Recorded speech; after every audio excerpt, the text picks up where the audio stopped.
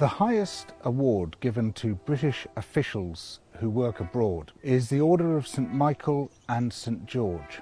This consists of a star with a little enamelled painting, and the painting shows the angel St. Michael standing on the neck of the devil, and the devil is a black man.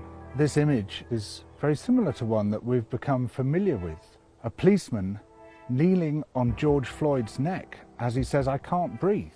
And the idea of standing or kneeling on the neck of a black man is deeply embedded in these notions of dominance, of white people over black people, the dominance of Western nations over other countries.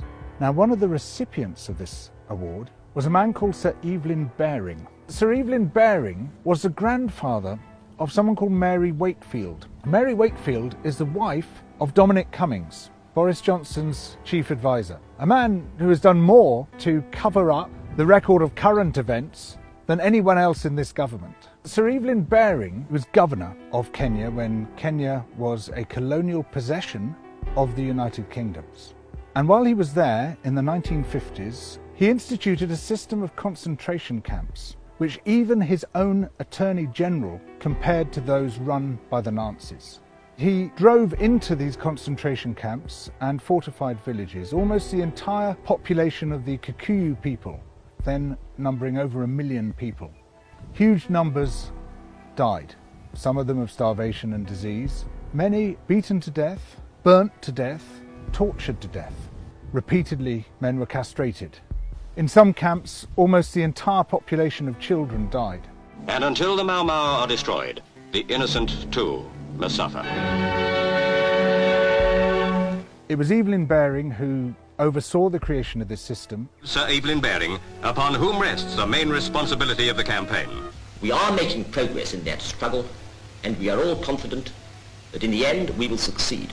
He also directly authorised the beating to death of people within those camps. When Labour MPs asked inconvenient questions about this, on one particular occasion when 11 men were beaten to death, he told the Colonial Secretary to tell the MPs that they had died from drinking contaminated water. Before Britain left Kenya, there was an order sent down, implemented by Special Branch, to conduct what they called a thorough purge of the archives. They burnt crate after crate of documents. One of the orders instructed that if there were too many documents to burn, they should be packed into weighted crates, taken as far from the coast as practicable, and dumped into very deep water without currents.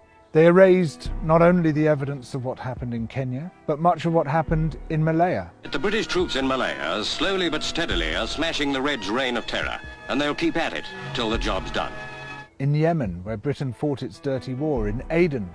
We're going to be extremely firm and extremely mean. If anyone starts any trouble, they'll just get the head blown off. They'll get the message in time, you know. We remember all this in the context of Boris Johnson telling us that to pull down statues is to lie about our history. The entire history that we are told about British imperialism is a lie. We, as a nation, have a greater level of pride in our empire than any other European nation. People look back with nostalgia to Britain's imperial past. That's impossible to understand unless we understand the massive fabric of lies, of deletions, which has airbrushed the colonial atrocities practiced everywhere we went. Imperialism has long been justified through the notion that the white man had a duty to civilize the so-called other races. Racism is an ideology, and to a very large extent it was created by British theorists. You can take it back to the late 18th century and the work of a physician called Charles White, who was one of the people who formalized this idea that there's a sort of ladder of life, and the white man is at the top of that ladder, and below the white man on the ladder is the white woman, and below that were people with dark skin. That ideology remains with us today. It's that ideology which led to the policeman kneeling on the neck of George Floyd, institutional racism, to systemic racism, and a huge part of that ideology began here in the United Kingdom to justify our seizure of other people's resources and other people's lives.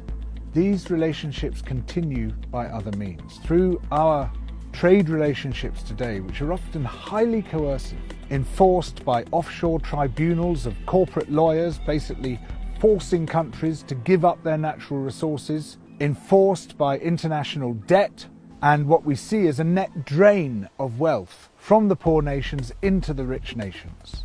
This wealth is not just being taken from other people in the world today, it's also being taken from future generations. The capacity of the earth to support us is being wrecked by those who are burning through the earth's resources as quickly as possible, who are destroying our life support systems. Environmental destruction, imperialism, racism, these are intimately connected. They all mesh together as part of a global system of injustice. It's not just the bad stuff in history that they don't want us to see. It's also the good stuff.